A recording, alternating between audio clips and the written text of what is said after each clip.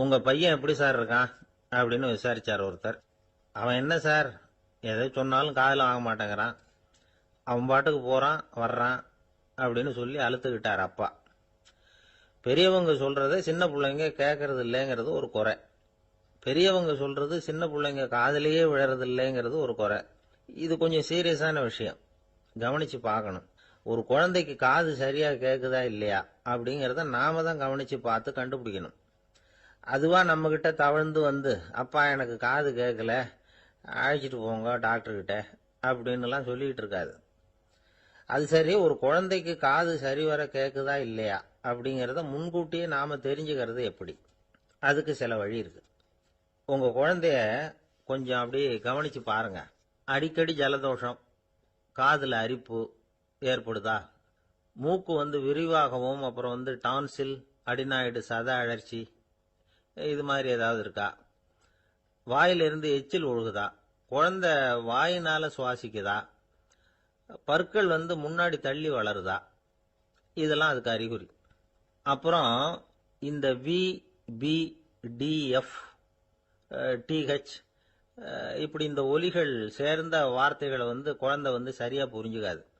இப்போ உதாரணத்துக்கு பட்டுன்னு சொல்லு குழந்தை அப்படின்னீங்கன்னா அது கட்டுன்னு சொல்லும். அதாவது பட்டு சவுண்ட அதால புரிஞ்சுக்க முடியல. அப்புறம் உங்க குழந்தை உங்களை உறக்க பேச சொல்றானா, அடிக்கடி கேள்வி கேட்கறானா, சாப்பிடுறப்போ கவனம் இல்லாம இருக்கானா, படிப்புல போதுமான முன்னேற்றம் இல்லையா, வகுப்புல சரியா கவனிக்கிறது இல்லையா, இப்படிலாம் இருந்தா ஆரம்பத்திலேயே டாக்டர் கிட்ட அழைச்சிட்டு போய் சிகிச்சையை ஆரம்பிச்சுடலாம், குணப்படுத்தி விடலாம். குழந்தைக்கு காது சரியா கேட்கலன்னா நீங்க செய்ய வேண்டியது என்ன தெரியுமா? அவனுக்கு காது கேட்கலங்கிறதுக்காக அவன் முன்னாடி சத்தம் போட்டு பேசக்கூடாது. மெதுவா சீரா பேசணும், அவனை பார்த்து பேசணும். உங்க உதட்டு அசைவுகள் அவனுக்கு உதவும், அதை பார்த்தே புரிஞ்சுக்குவான். நீங்க வாயில வெத்தலை பாக்கு போட்டுக்கிட்டோ புகை பிடிச்சிக்கிட்டோ பேசக்கூடாது. அப்படி பேசினா அவனால அந்த உச்சரிப்பை சரியா புரிஞ்சுக்க முடியாது. ஒரு வார்த்தையை சொல்றீங்க, அவனுக்கு புரியல அப்படின்னா அதே வார்த்தையை மறுபடியும் சொல்லணும். அவனுக்கு நீங்க முதல்ல சொன்ன வார்த்தை புரியலன்னு நினைச்சுக்கிட்டு மறுபடியும் திருப்பி சொல்றப்ப அதே அர்த்தம் வரக்கூடிய வேற வார்த்தையை சொல்லக்கூடாது. இப்படிலாம் நடந்துகிட்டா அவனுக்கு மன திடத்தை ஏற்படுத்த முடியும். இல்லைன்னா அவனுக்கு தாழ்வு மனப்பான்மை வந்துடும். குழந்தைக்கு காது கோளாறுன்னா ஆரம்பத்திலேயே டாக்டர் கிட்ட அழைச்சிட்டு போனா போதும், குணப்படுத்தி விடலாம். அப்புறம் பார்த்துக்கலாமே அப்படின்னு அலட்சியமா இருந்துட்டாதான் கஷ்டம். சில பேர் கோபத்துல சின்ன பிள்ளைங்க காதை பிடிச்சி திருகிறது உண்டு. இது ரொம்ப தப்பு. காது கையோட வந்துட்டா என்ன பண்றது? ஒரு வேடிக்கை கதை, அது கதை தான், நிஜமா நடந்தது இல்லை, அது மாதிரி நடக்கவும் நடக்காது. ஒரு வேடிக்கைக்காக சொல்லப்படுற கதை. அதாவது ஒரு வீட்டில் அப்பா அம்மாவை பார்த்து சொல்லிட்டு இருக்கார், இதை பாரு, நாளைக்கு காலையில என்னை சீக்கிரம் எழுப்பி விட்டுரு, நான் செங்கல்பட்டு வரைக்கும் போயிட்டு வர வேண்டியிருக்கு அப்படின்னாராம். இத அவங்க பையன் காதுல வாங்கிட்டு இருக்கான். அப்பாவுக்கு சிரமம் வேண்டாமே அப்படின்னு நினைச்சு அவனே காலையில யாருக்கும் தெரியாம எழுந்திருச்சு புறப்பட்டு செங்கல்பட்டு போட்டான். சாயந்தரமா திரும்பி வந்தான். அப்பா பையனை காணாம அலமோதிக்கிட்டு இருக்கிறார். சாயந்தரமா பையனை பார்த்ததும் எங்கடா போயிட்டு வந்தேன்னு கேட்டார் கோவமா. செங்கல்பட்டுக்கு போயிட்டு வந்தேப்பா, நீ வீணா அலைய வேண்டாமேன்னு அப்படின்னா. எதுக்கடா போனேன்னு அதட்டினார். அதான்ப்பா, நீ நேற்று அம்மா கிட்ட சொல்லிக்கிட்டு இருந்த, அதை காதில் வாங்கினேன், உனக்காக நான் போயிட்டு வந்தேன் அப்படின்னா. உடனே எந்த காதில் வாங்கினேன் அப்படின்னு சொல்லி காதை பிடிச்சி திருகுனார். அந்த காது கையோட வந்துட்டுது. இது நடந்து கொஞ்ச நாள் கழிச்சு அந்த அப்பாவும் பையனும் கடத்தெருவில் போயிட்டு இருக்கிறாங்க. எதிரில் ஒரு நாய் ஓடி வந்தது. அதுக்கு 2 காதும் இல்லை. என்ன இது, இந்த நாய்க்குட்டிக்கு 2 காதும் இல்லை அப்படின்னாரு அப்பா. அதுக்கு பையன் சொல்றான், அப்பா அது 2 தடவை செங்கல்பட்டுக்கு போயிட்டு வந்துருவோம் அப்படின்னா. காஞ்சிபுரத்துல பல்லவ ராஜா ஒரு கோவில் கட்டினார், கைலாசநாதர் கோவில். அதுக்கு கும்பாபிஷேகம் பண்றதுக்கு ஒரு நாள் குறிப்பிட்டு அதுக்கு வேண்டிய ஏற்பாடுகள்லாம் பண்ணினார். முதல் காரியமா கடவுளை வேண்டிக்கிட்டார், நீங்க இந்த கும்பாபிஷேகத்துக்கு நேரில் கலந்துக்கணும்னார். கடவுள் அந்த ராஜா கனவுல வந்தார். நீ கும்பாபிஷேகம் வச்சிருக்கிற அதே நாள்ல அதே நேரத்துல எனக்கு இன்னொரு ஊர்ல ஒரு கும்பாபிஷேகம் இருக்குது, அதுக்கு போக வேண்டியிருக்கு. அதாவது திருநின்ற ஊர்ல என்னுடைய பக்தர் ஒருத்தர் அவரும் ஒரு கோயில் கட்டி கும்பாபிஷேகம் செய்கிறார். நான் அதுக்கு போக வேண்டியிருக்கு, அதனால உன்னுடைய தேதியை நீ மாத்தி வச்சுக்கோ அப்படின்னார். கடவுள் தான் எங்கேயும் இருக்கிறவராச்சே, அவர் நினைச்சா 2 இடத்துலயும் இருந்து கோயில் கும்பாபிஷேகத்தை நடத்த முடியாதா? ஏன் அப்படி செய்யல? அது ஒரு முக்கியமான காரணத்துக்காகத்தான். திருநின்ற ஊர்ல இருந்த பூசலாருங்கிற அந்த அடியாரின் பெருமையை இந்த உலகத்துக்கு எடுத்து காட்டணுங்கிறதுக்காகத்தான் கடவுள் அந்த ராஜா கிட்ட அப்படி சொன்னார். சரி, அந்த அடியார் அப்படி என்னதான் பெருசா கோயில் கட்டி விட்டார்? ராஜா கட்டின கோயிலை விட பெருசா? அவர் கட்டினது கருங்கல்லாலேயோ மண்ணாலேயோ மரத்தாலேயோ இல்ல. அவர் கட்டின கோயில் வேற மாதிரி. அது மனசால கட்டின கோயில், மனசுக்குள்ள இருக்கிற கோவில், மனக்கோவில். அந்த அடியார் தன்னோட மனசுக்குள்ள மாசக்கணக்கா ஒவ்வொரு கல்லா சேர்த்து கட்டின கோவில். இந்த விஷயம் ராஜாவுக்கு தெரியாது. அவர் என்ன நினைச்சுட்டாரு, அது நாம கட்டின கற்கோயிலை விட ரொம்ப பெருசா இருக்கும் போல இருக்கு அப்படின்னு நினைச்சுட்டாரு. சரி, அப்பேற்பட்ட அந்த கோயிலை தரிசனம் பண்ணிவிட்டு வருவோம் அப்படின்னு நினைச்சு ராஜா திருநின்ற ஊருக்கு போறார். அங்க போய் பார்த்தா கோயிலையும் காணும், ஒன்னையும் காணும். கடைசியில பூசலார் கட்டின மனக்கோவில் தான் அதுங்கிறத அவர் புரிஞ்சுக்கிறார். உடனே அந்த அடியாரின் காலில் விழுந்து வணங்குறார். அவரோ, இது மனசால முயன்ற கோவில், இதுக்கு இத்தனை பெருமையா அப்படின்னு ஆச்சரியப்படுறார். இதுல ஆச்சரியப்படுறதுக்கு ஒண்ணும் இல்ல. ஆண்டவன் விரும்புறது அகபக்தியை தவிர புற தோற்றங்களே அல்ல. இத நாம புரிஞ்சுக்கிட்டோம்னா நமக்குள்ள எந்த வேறுபாடுகளும் வர்றதுக்கு வழியே இல்லை. இன்னொரு ராஜா இருந்தார். அவரு ஆண்டவனுக்கு படைக்கிறதுக்காக ஒரு தார் நல்ல செவ்வாழை பழமா எடுத்துக்கிட்டு போகணும்னு நினைச்சார். அதனால முத நாளே அதை வாங்கிட்டு வர சொன்னார் வேலைக்காரங்கிட்ட. வேலைக்காரன் போனா, கடைத்தெருவில் ஒரு தார் பழம் வாங்கினா. வர்ற வழியில அவன் குடிசை. அப்படியே எட்டி பார்த்துட்டு போவோமேன்னு நினைச்சான். போனான். அங்க இவனோட குழந்தை பாவம் பசியால கத்திட்டு இருக்கு. இவன் பார்த்தான், இவ்வளவு பெரிய தாரில் ஒரு 2 பழம் எடுத்தா தெரியவா போகுது அப்படின்னு நினைச்சு ஒரு 2 பழத்தை பிச்சு அந்த குழந்தைகிட்ட கொடுத்தான். அது அதை வாங்கி வயிறார சாப்பிட்டது. பசி அடங்குச்சு, விளையாட போயிட்டுது. இவன் அதுக்கப்புறம் வாழைப்பழத்தை எடுத்துக்கிட்டு அரண்மனைக்கு வந்தான். 2 பழம் பிச்சிருக்கிறது ராஜாவுக்கு தெரிஞ்சு போச்சு. இவன் உண்மையை சொல்லிவிட்டான். உடனே ராஜா, கடவுளுக்கு படைக்க வேண்டிய பொருளை குழந்தை எச்சில் பண்ண விட்டுருக்கியே அப்படின்னு சொல்லி அவனை கட்டி வச்சு சாட்டையால் அடிச்சார் பாவம். மறுநாள் பழத்தை கோயிலுக்கு எடுத்துட்டு போனார். கடவுள் முன்னாடி வச்சார். கடவுள் கண்ணை திறந்து பார்த்தார், பழம்லாம் அழுகி இருக்குது. என்ன இது அழுகி போன பழம் அப்படின்னார். ராஜா முழிச்சார். நல்லா தானே இருந்தது அப்படின்னு நினைச்சார். அப்போ கடவுள் அந்த ராஜா கிட்ட சொன்னாராம், இத பாருப்பா, இந்த தாரில் 2 பழம் தான் நல்ல பழம். அந்த 2 பழங்களையும் நேத்துக்கே நான் சாப்பிட்டுட்டேன் அப்படின்னாராம். அப்பதான் ராஜாவுக்கு புரிஞ்சுது, ஏழை குழந்தையின் பசியை தீர்க்கறதுக்காக உதவுன அந்த 2 பழம் தான் இறைவன் சாப்பிட்ட பழம்னு. இறைவன் இருக்கிற இடம் எது? இதுதான். ஒரு கணவன் மனைவி, எப்போ பார்த்தாலும் அவங்க 2 பேருக்கும் இடையில சண்டை வந்துகிட்டே இருந்தது. இதுல என்ன ஆச்சரியங்கிறீங்களா? நான் அதுக்காக சொல்ல வரல, இது வேற விஷயம். அதாவது சண்டை போடாம இருக்கிறதுக்கு வழி சொல்ற தகவல் இது. நான் சொன்ன அந்த கணவன் மனைவி எப்படின்னா, கணவன் ஒரு வார்த்தை சொன்னா மனைவி கிட்ட இருந்து 2 வார்த்தை பதிலா வரும். இதுக்கு கணவன் கிட்ட இருந்து 4 வார்த்தை பதிலா வரும். இப்படி வார்த்தைகள் பெருகி போய் கடைசியில வம்புல முடியும். அந்த அம்மா பொறுத்து பொறுத்து பார்த்தாங்க. அவங்களால தாக்கு பிடிக்க முடியல. பக்கத்து வீட்லயும் ஒரு கணவன் மனைவி இருந்தாங்க. அவங்களுக்குள்ள சண்டை வர்றதில்லை. அது எப்படி அவங்களால மட்டும் சண்டை போடாம இருக்க முடியுது அப்படின்னு இந்த அம்மாவுக்கு ஆச்சரியம். ஒரு நாள் நேரா பக்கத்து வீட்டு அம்மா கிட்டே போய், ஏம்மா, நீங்க எப்படி கணவனும் மனைவியும் சண்டை போட்டுக்காம இருக்கிறீங்க? அது எப்படி முடியுது உங்களால அப்படின்னு கேட்டாங்க. அதுக்குன்னு ஒரு மருந்து இருக்குது, அதை சாப்பிட்டா சண்டை வராது அப்படின்னாங்க அவங்க. சரிங்க, அந்த மருந்தை அவரு சாப்பிட மாட்டாரே, மாட்டேன்னு சொல்லிட்டா என்ன பண்றது அப்படின்னு கேட்டிருக்கிறாங்க இவங்க. அந்த மருந்து அவருக்கு இல்லம்மா, உனக்கு தான் அப்படின்னாங்களாம் அவங்க. அப்படியா? அப்படின்னா கொடுங்க, ரொம்ப நல்லதா போச்சு. அதை எப்படி சாப்பிடுறதுங்கிற விவரத்தையும் சொல்லுங்க, எங்க அது கிடைக்கும்ங்கிறதையும் சொல்லுங்க, வாங்கிக்கிறேன் அப்படின்னு கேட்டாங்களாம் இவங்க. வேற எங்கேயும் போய் வாங்க வேண்டாம், என்கிட்டே இருக்க அந்த மருந்து, அதுல கொஞ்சம் தர்றேன், வாங்கி வச்சுக்க. உன் வீட்டுக்காரர் உன்னோட சண்டையை ஆரம்பிக்கிற போலாம் நீ இந்த மருந்துல 1 அவுன்ஸ் வாயில ஊத்திக்கணும். அதை உடனே குடிச்சிடக்கூடாது. ஒரு 5 நிமிஷமாவது அது வாயில இருக்கணும். அதுக்கப்புறம் குடிச்சுடலாம் அப்படின்னு சொல்லி ஒரு பாட்டில் மருந்தை இந்த அம்மா கிட்ட கொடுத்து அனுப்புனாங்களாம். மருந்தை எடுத்துக்கிட்டு இந்த அம்மா வீட்டுக்கு வந்திருக்கிறாங்க. வீடு பூட்டி இருந்ததுனால கணவன் வாசல்லையே காத்துக்கிட்டு இருக்கிறான். மனைவியை கண்டதும் சண்டை போட ஆரம்பிச்சுட்டான்.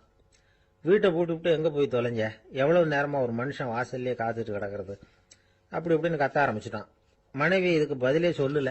அந்த அம்மா பேசாம வீட்டை திறந்தாங்க. சமையல் அறைக்குள்ள போனாங்க. ஒரு அவுன்ஸ் மருந்தை வாயில ஊத்திக்கிட்டாங்க. அன்னைக்கு சண்டை மேற்கொண்டு வளரவே இல்லை, நின்றுட்டுது. மருந்து பரவாயில்ல. அதுக்கப்புறம் பல சந்தர்ப்பங்கள்ல சண்டை வரும் போல இருக்கிற போலாம் இந்த மருந்து அதை நிறுத்தியிருக்கு.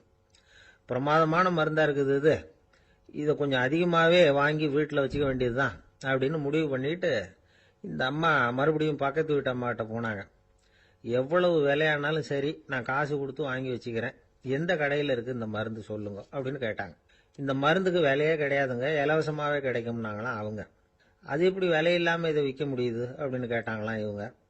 அது மருந்தா இருந்தா தானே விலை வைக்கிறதுக்கு, அது வெறும் தண்ணி தானே அப்படின்னாங்களாம். வெறும் தண்ணியா சண்டையை நிறுத்துது அப்படின்னு இருக்காங்க இவங்க. அது சண்டையை நிறுத்தல, உன்னோட மௌனம் தான் சண்டையை நிறுத்துது. நீ வாயில தண்ணியை வச்சுக்கிறதுனால எதிர்த்து பேசுறது இல்ல, அதனால உன்னுடைய கணவர் கோபம் சாந்தமாயிடுது அப்படின்னாங்களாம் அவங்க. இந்த கதையிலிருந்து சண்டையை நிறுத்துற மருந்து எதுன்னு தெரிஞ்சுக்கிட்டோம் இல்லையா. ஒருத்தர் என்ன பண்ணாரு, பாட்டில்ல தண்ணியை ஊற்றி வச்சுக்கிட்டு அவர்கிட்ட வர்றவங்களுக்கெல்லாம் இதை சிபாரிசு பண்ணலாம்னு நினைச்சிட்டு உட்காந்துருந்தார். ஒரு அம்மா வந்தாங்க. இதை கேட்டுவிட்டு இதையே ஒரு மருந்து மாதிரி கொடுக்கலாம்ங்கிறது அவர் முடிவு. அதனால பாட்டிலில் தண்ணி அடைச்சி வச்சுக்கிட்டு அதில் கலருக்காக எண்ணத்தையோ ஒரு ஜீரகம் அது மாதிரி எதையாவது கலந்து வச்சுக்கிட்டு ஒரு மருந்து மாதிரி ஒரு பாவனையில் வச்சுக்கிட்டு உட்காந்துருக்காரு. யாராவது வீட்டில் சண்டைன்னா என்கிட்ட வாங்க மருந்து தரேன்னு. ஒரு அம்மா வந்தாங்க. எனக்கும் என் வீட்டுக்காரருக்கும் அடிக்கடி சண்டை வருதுங்க அப்படின்னு இருக்காங்க. கவலைப்படாதம்மா, நான் ஒரு மருந்து தரேன்னு சொல்லி வீட்டுக்குள்ளே போய் ஒரு பாட்டில் எடுத்து வந்து கொடுத்தார். பாட்டிலில் இருக்கிறது என்னங்கிறத சொல்லிவிட்டா அது பேரில் மரியாதை வராது இல்லையா, அதனால சொல்லல. அந்த அம்மா வாங்கிட்டு போனாங்க. 4 நாள் கழிச்சு திரும்பி வந்தாங்க. என்னம்மா வீட்டில் சண்டை நின்று போச்சான்னு கேட்டிருக்காரு இவர். அங்கே நின்று போச்சுங்க, இப்போ உங்ககிட்ட ஆரம்பமாக போகுதுன்னாங்களாம். என்னம்மா அப்படின்னு இருக்காரு இவர் பயந்து போய். பின்ன என்னங்க, நீங்கள் என்ன மருந்து கொடுத்துருக்குறீங்க என்னங்க அப்படின்னாங்களாம் கோவமா. அது வெறும் தண்ணி தானே அப்படின்னு இருக்காரு இவர். தண்ணியா இது, நல்லா பாருங்க அப்படின்னு அந்த பாட்டில் நீட்டினாங்களாம். இவர் வாங்கி பார்த்துருக்காரு. அப்புறம் தான் விஷயம் புரியுது அவருக்கு. இவர் கை தவறுதலா அவங்க வீட்டில் இருந்த மண்ணெண்ணெய் பாட்டில் எடுத்து அவர்கிட்ட கொடுத்துருக்குறாங்க. அப்புறம் என்ன ஆகும், சண்டை வராம. ஆந்திர நாட்டில் ஒரு அரசர் இருந்தார். அந்த அரசர்கிட்ட ஒரு அமைச்சர் இருந்தார். அந்த அமைச்சர் பேரு ராயண பாஸ்கர். அவர் ஒரு பெரிய அறிவாளி. அது மட்டும் இல்ல, மிகச்சிறந்த கொடையாளி. யார் எது கேட்டாலும் இல்லைன்னு சொல்ல மாட்டாராம். அதன் காரணமாகவே அவர்கிட்ட இருந்த செல்வம் நாளுக்கு நாள் குறைஞ்சிக்கிட்டே வந்துட்டு தான். கடைசியில் குடும்பத்துக்குன்னு எதுவும் வைக்காமலே அவர் போய் சேர்ந்துட்டார். மகனும் இறந்துட்டார். அந்த குடும்பத்தில் மிஞ்சி இருந்தது அவருடைய மருமகள், ஒரு பேரன், அவ்வளவுதான். இருந்த ஒரே சொத்து பழுதடைஞ்ச ஒரு வீடு. அந்த அம்மா மற்ற வீடுகளில் வேலை செஞ்சு தன்னுடைய பிள்ளைய படிக்க வச்சுக்கிட்டு வராங்க. அந்த புள்ள ஒரு பெரிய வள்ளலுடைய பேரன்கிறது அந்த பள்ளி வாத்தியார்களுக்கும் தெரியும். அதனால அவங்களும் இவங்கிட்ட கொஞ்சம் அன்பாகவும் அக்கறையாகவும் பழகி பாடம் சொல்லி கொடுத்துக்கிட்டு இருக்கிறாங்க. ஒரு நாள் ஒரு புகழ்பெற்ற கவிஞர் ஒருத்தர் அந்த பள்ளிக்கூடத்துக்கு வந்திருக்கிறார்.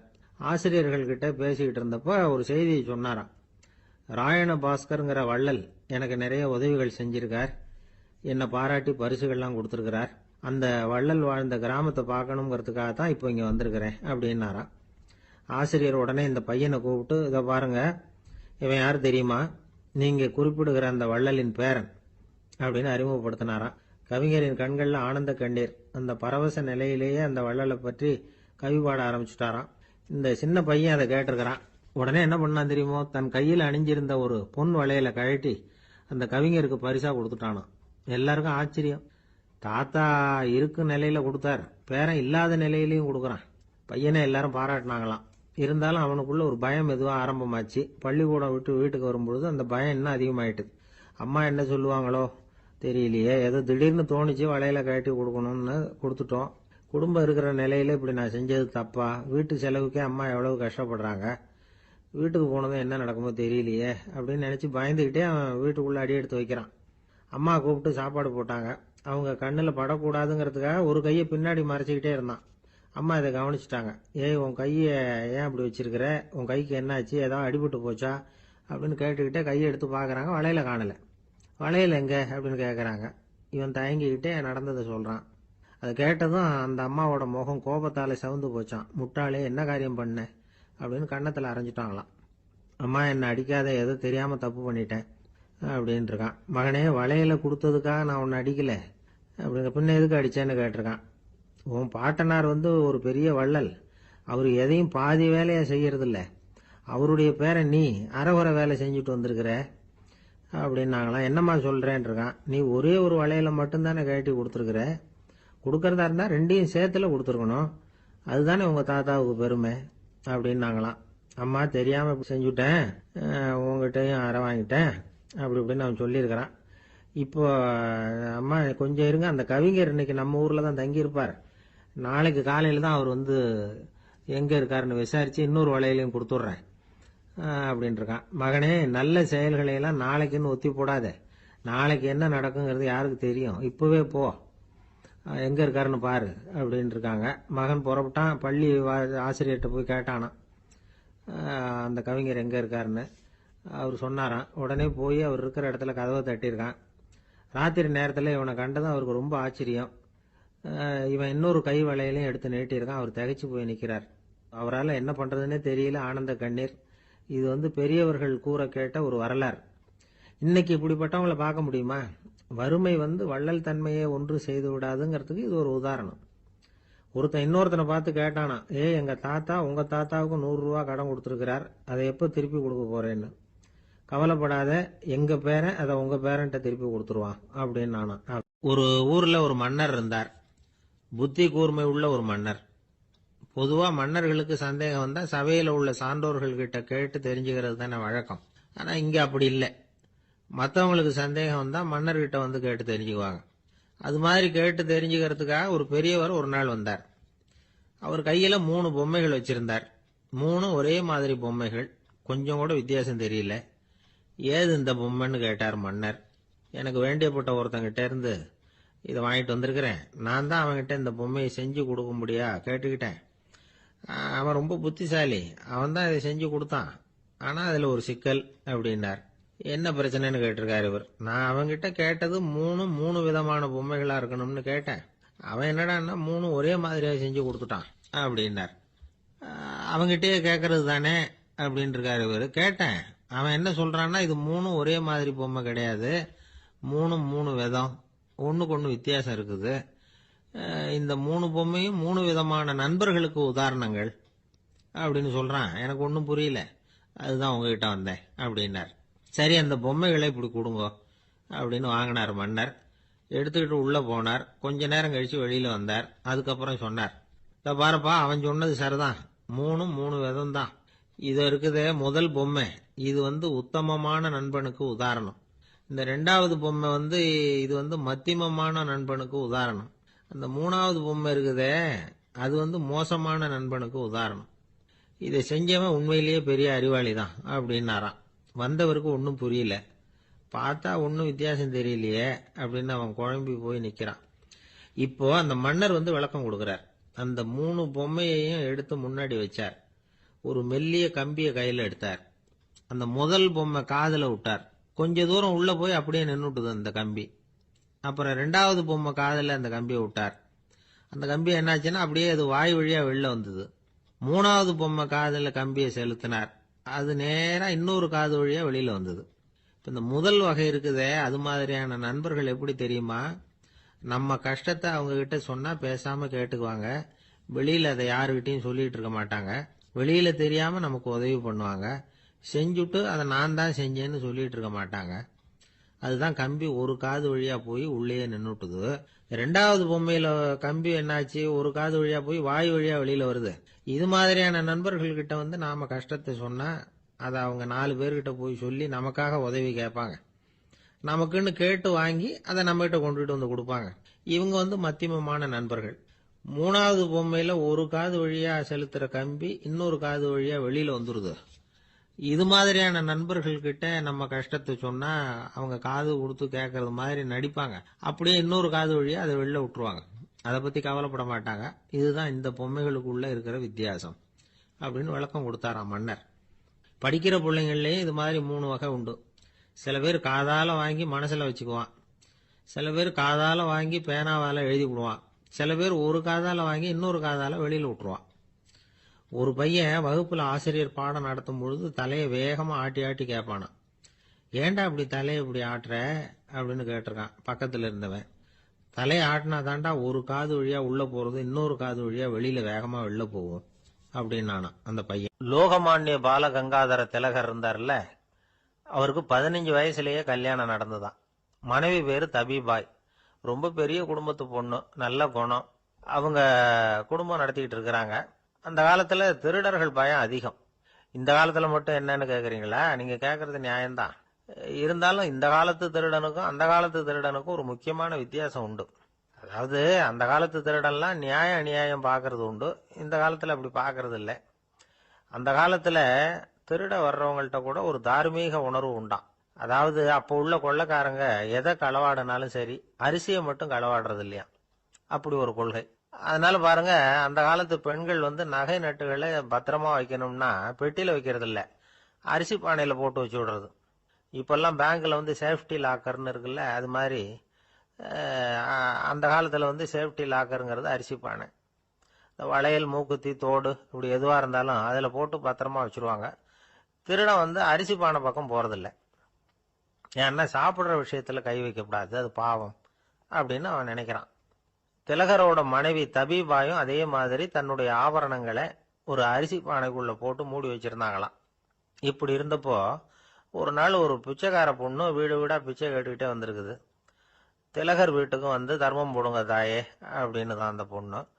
அந்த அம்மா தபிபாய் காதுல இது விழுந்திருக்கு. உடனே கை நிறைய அரிசி அள்ளிட்டு போட்டிருக்கு.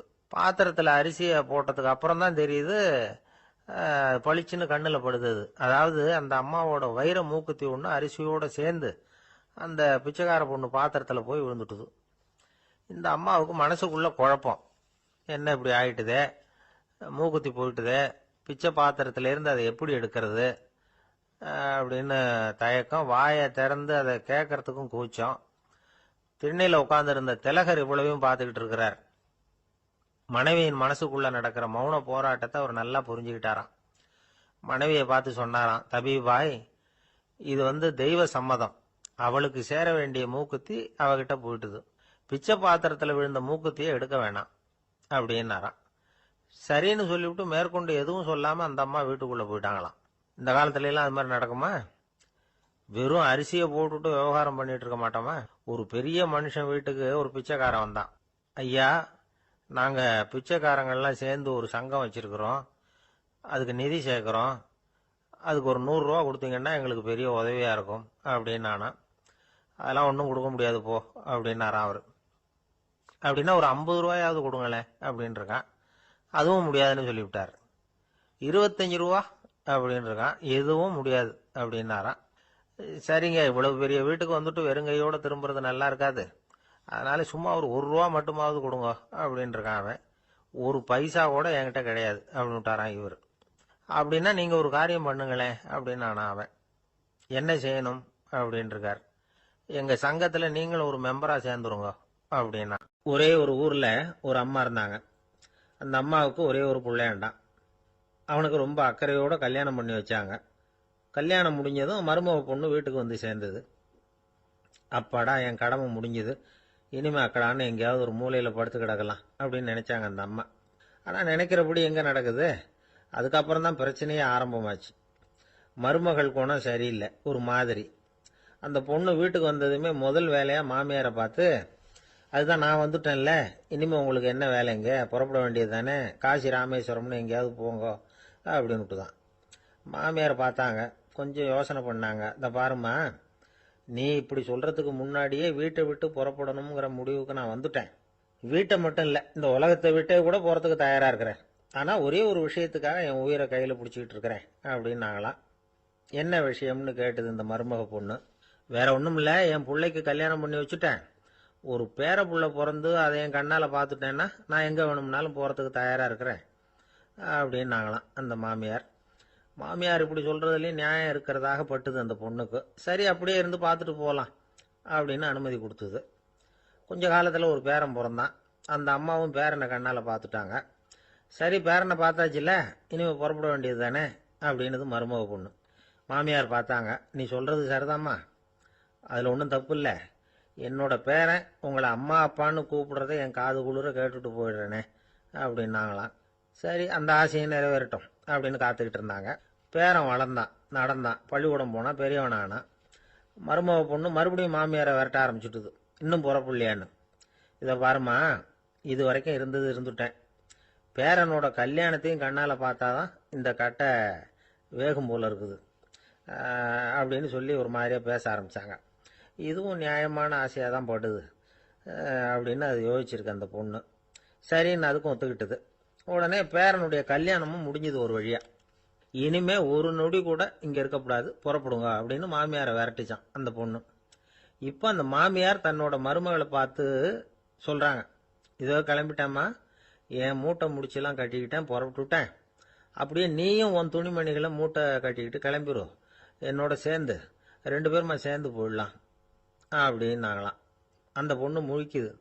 முழிக்காதே, உனக்கும் ஒரு மருமக வந்துட்டா, இனிமேல் நீயும் ஒரு மாமியார் தானே, உனக்கும் இனிமேல் இங்கே வேலை இல்லை, புறப்படு அப்படின்னாங்களாம். அப்போ தான் அந்த பொண்ணு சிந்திக்க ஆரம்பிச்சுதான், தன்னோட தவறு புரிஞ்சுதான். இந்த தகவலை கேட்டுக்கிட்டு இருக்கிற மருமகள்லாம் இதை பற்றி கொஞ்சம் யோசிச்சு பார்க்கணுங்கிறதுக்காகத்தான் இதை சொல்கிறோம் மாமியார்கள் சார்பாக. கொஞ்ச நாளைக்கு முன்னாடி ஒரு பொண்ணை பார்த்து பேசுகிற சந்தர்ப்பம் கிடைச்சிது ஒரு கல்யாண வீட்டில். அந்த பொண்ணு சொல்லிச்சு, சார் எனக்கு கல்யாணம் ஆகி 15 வருஷம் ஆகுது, நான் மாமியார்கிட்ட சண்டை போட்டதே இல்லை அப்படின்னு ரொம்ப அடக்கமாக சொல்லிச்சு. அது எப்படிம்மா சாத்தியமாச்சுன்னு கேட்டோம். எனக்கு கல்யாணம் ஆகி 15 வருஷம்தான் ஆச்சு, ஆனால் என் மாமியார் செத்து போய் 20 வருஷத்துக்கு மேலே ஆயிட்டுது அப்படின்னுது. ஒரு ஆளை அடையாளம் கண்டுபிடிக்கணும்னா அதுக்கு சுலபமான வழி என்ன? முகத்தை பார்த்து கண்டுபிடிக்கிறது தான். ஆனால் மனுஷன் தப்பு பண்ண ஆரம்பிக்கும் பொழுது அவனை கண்டுபிடிக்கிறதுக்கு வேற வழிகளை தான் கையாள வேண்டியிருக்கு. கைரேகை அதுக்கு ரொம்ப உபயோகப்படுது. கைரேகைகள் ஒருத்தருக்கு இருக்கிறது மாதிரி இன்னொருத்தருக்கு இருக்கிறது இல்லை. பல் வரிசையும் அப்படிதான்.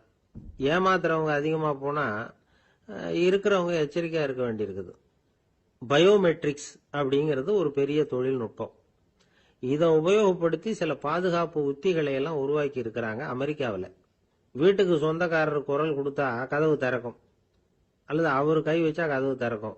மற்றவங்க யார் என்ன பண்ணாலும் கதவு திறக்காது. இது ஒரு முறை. அவரோட குரல் அல்லது கைரேகை ஒரு எலக்ட்ரானிக் சாதனத்தில் ஏற்கனவே பதிவு பண்ணப்பட்டிருக்கும். இவர் குரல் கொடுக்கறப்போ அல்லது கையை வைக்கிறப்போ அதை ஒப்பிட்டு பார்த்து சரியா இருந்தா கதவு திறக்கிறது மாதிரி ஒரு ஏற்பாடு. இதே மாதிரி ஒருத்தரோட விழித்திரையில உள்ள இரத்த குழாய் அமைப்பு பாருங்க, அது கூட ஒருத்தருக்கு இருக்கிறது மாதிரி இன்னொருத்தருக்கு இருக்கிறது இல்லை. அதனால அதை வச்சு அடையாளம் கண்டுபிடிக்கக்கூடிய சாதனங்களும் இப்போ பழக்கத்துக்கு வந்தாச்சு.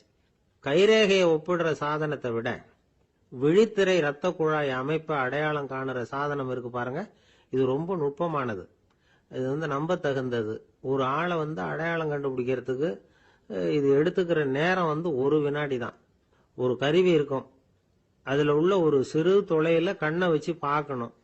உடனே இந்த சாதனம் குறைந்த சக்தி உள்ள இந்த அக சிவப்பு ஒளியை பாய்ச்சி அவரது விழித்திரையின் இரத்த குழாயை ஆராய்ச்சி பண்ணி ஏற்கனவே அதோட நினைவு பெட்டகத்துல பதிவு பண்ணி வச்சிருக்கிறோமே அந்த அமைப்புகளோட இதை ஒப்பிட்டு பார்த்து சரியான ஆள் தானா இல்லையா அப்படின்னு அடையாளம் காட்டிவிடும். குரலை வச்சு அடையாளம் கண்டுபிடிக்கிறதும் இந்த பயோமெட்ரிக்ஸ் முறைகள்ல ஒண்ணு. ஒரு நபரோட குரல்ல டிஜிட்டல் குறியீடுகளை மாத்தி பதிவு பண்ணிக்கிட்டு மீண்டும் அதே குரலை இனம் காணக்கூடிய சாதனங்கள் ஏற்கனவே அமெரிக்காவில எல்லாம் விற்பனைக்கு வந்தாச்சு. ஒரு ஆளுக்கு ஜலதோஷம் பிடிச்சிருந்தா கூட அந்த சாதனம் சரியாவே கண்டுபிடிச்சிருமா. குரலை மாத்தி பேசுறவங்க கூட இந்த கருவியை ஏமாற்ற முடியாது. இதை ஆஸ்பத்திரிகள், வங்கிகள்ல உள்ள இரும்பு பெட்டக காப்பறைகள் இங்கெல்லாம் உபயோகப்படுத்தலாம். குழந்தைகள் உள்ள இடங்களுக்கு இது ரொம்ப உபயோகப்படும். கதவு பூட்டிக்கிட்டுதுன்னு வச்சுக்கோங்க, கதவை திறக்கிறதுக்கு சாவி உபயோகப்படுத்த தெரியாத குழந்தைகள் குரல் எழுப்பிய கதவை திறந்துட முடியும். எதிர்காலத்தில் இந்த பயோமெட்ரிக்ஸ் முறை இன்னும் பல ஆச்சரியங்களை ஏற்படுத்தும் அப்படின்னு எதிர்பார்க்கறாங்க. ஸ்டியரிங்கை தொட்டதுமே காரு ஸ்டார்ட் ஆயிடும், சாவி வேண்டியதில்லை. காரு சொந்தக்காரர் தொட்டாதான் ஸ்டார்ட் ஆகும், வேற யாராவது தொட்டா ஸ்டார்ட் ஆகாது. ஒரு மனுஷனோட நடை, அவர் டைப்ரைட்டரை தொடுகிற விதம், இதையெல்லாம் வச்சு கூட ஆளை அடையாளம் காணக்கூடிய தொழில்நுட்பம் வரலாம். என்னதான் தொழில்நுட்பம் வளரட்டும், குடும்பத்துக்குள்ள நடக்கிற திருட்டுகளை கண்டுபிடிக்கிறது ரொம்ப கஷ்டம். ஒரு வீட்டுல பெட்டியில இருந்த பணம் காணாம போச்சு, வீட்டுக்காரரோ அல்லது பையனோ தான் எடுத்திருக்கணும். பெட்டியை திறந்து பார்த்தா அந்த வீட்டுக்காரம்மா, இதுல இருந்து பணத்தை எடுத்தது நிச்சயமா என் வீட்டுக்காரர் தான் அப்படின்னு சொல்ல முடியல அவங்களால. யோசிச்சாங்க, என்னம்மா இப்படி யோசிக்கிறீங்களேன்னு கேட்டிருக்காங்க. நிச்சயமா இந்த பணத்தை எடுத்தது என் வீட்டுக்காரர் இல்லை அப்படின்னு உறுதியா சொல்லிவிட்டாங்க அந்த அம்மா. இது கேட்டவங்களுக்கு ரொம்ப ஆச்சரியமா இருந்தது. அந்த வீட்டுக்காரருக்கு இது ரொம்ப பெருமையா இருந்தது. அது எப்படி அவ்வளவு கரெக்டா சொல்றீங்க அப்படின்னு கேட்டிருக்கிறாங்க. அப்போ அந்த அம்மா சொல்லிச்சான், பெட்டியில வந்து இன்னும் கொஞ்சம் பணம் மிச்சம் இருக்குது. இவர் எடுத்திருந்தாருன்னா அப்படி மிச்சம் வச்சிருக்க மாட்டார். அதனால தான் அப்படி சொன்னேன் அப்படின்னாங்க. எனக்கு வாழ்க்கையே வெறுத்து போச்சு சார் அப்படின்னு சொல்லிட்டு ஒருத்தர் வந்தார். வந்து கொஞ்ச நேரம் பேசினதுக்கு அப்புறம் அவர் அப்படி சொல்லியிருந்தா அதுல ஒரு அர்த்தம் இருந்திருக்கும். வர்றதுக்கு முன்னாடியே வாழ்க்கை வெறுத்து போச்சுன்னு சொல்லிட்டு வர்றார். என்ன சார் விஷயம்னு விசாரிச்சோம். எங்க வீட்டுல தினம் 3 வேளையும் ஒரே மாதிரி சாப்பாடு சார், வித்தியாசமே கிடையாது. இப்படியே 3 மாசமா சாப்பிட்டுக்கிட்டு இருக்கிறேன். அதை விட பட்டினி கிடந்து செத்துடலாம்னு தோணுது அப்படின்னார். ஒரு பெரியவர் சொன்ன தத்துவத்தை சொல்றதுக்கு ஆள் கிடைக்காம தவிச்சுக்கிட்டு இருந்தோம். இப்போ ஒருத்தர் கிடைச்சிட்டார், விட்டுலாமா? உடனே அவரை உட்கார வச்சு சொல்ல ஆரம்பிச்சிட்டோம். அதாவது நாம அனுபவிக்கிற உணர்வுகள்ல களிப்பு, மகிழ்வு, ஆனந்தம், இது 3க்கும் ஒண்ணுக்கு ஒண்ணு வித்தியாசம் உண்டு. மேம்போக்கா பாக்கிறதுக்கு இது 3 ஒண்ணு மாதிரி தோணும். ஆனா அது அப்படி இல்லை. களிப்புங்கிறது உடம்ப பொறுத்தது, மகிழ்வுங்கிறது மனசை பொறுத்தது, ஆனந்தம்ங்கிறது ஆன்மாவை பொறுத்தது. இப்படி இந்த 3 வகையான அந்த சுவைப்புகளின் தன்மையும் வேற வேற.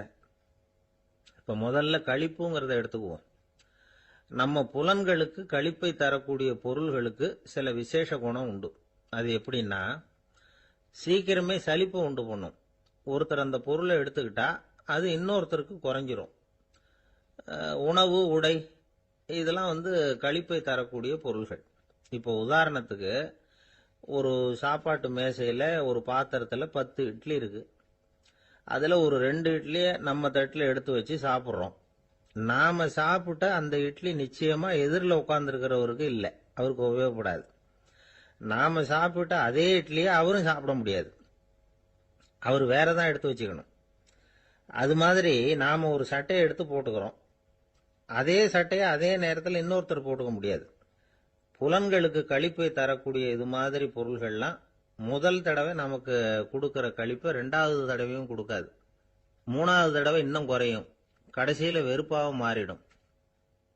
ஒவ்வொன்னா இட்லியை தொடர்ந்து சாப்பிட்றோம்னு வச்சுக்கோங்க, முதல் இட்லி தரக்கூடிய சுவையை 30வது இட்லி தராது. முதல் தடவை புது சட்டையை போட்டுக்கிறப்ப நமக்கு இருக்கிற களிப்பு அதே சட்டையை வந்து 100வது தடவையா போட்டுக்கிறோம்னு வைங்க, அப்ப இருக்குமா? இருக்காது. இதுதான் களிப்பு. அதாவது சீக்கிரமே சலிப்பை தரக்கூடியது. ஒருத்தர் எடுத்துக்கிட்டா இன்னொருத்தருக்கு குறைஞ்சு போகக்கூடியது. ஆனா மகிழ்ச்சிங்கிறது அப்படி இல்லை. ஒருத்தர் அனுபவிக்கிறதுனால இன்னொருத்தருக்கு குறைஞ்சு போகாது. இப்ப காலையில சூரியன் உதயம் ஆகிறத பார்த்து சந்தோஷப்படுறோம், அதையே இன்னொருத்தரும் பார்த்து சந்தோஷப்படலாம். ஒரு நல்ல சங்கீதத்தை கேட்கிறோம், ஒரு அழகான ஓவியத்தை ரசிக்கிறோம், நீங்க ரசிக்கிற அதே நேரத்தில் இன்னொருத்தரும் அதை ரசிக்கலாம். அதனால அது குறைஞ்சு போறதில்ல. இது மகிழ்வு. ஆனா ஒண்ணு, ஒரே பாடலை வந்து திரும்ப திரும்ப கேட்டுக்கிட்டு இருந்தா கடைசியில் அலுப்பு தட்டும். அதாவது மகிழ்வுங்கிறது எப்படின்னா, மற்றவங்களோட பகிர்ந்து கொள்றதுனால குறையாது.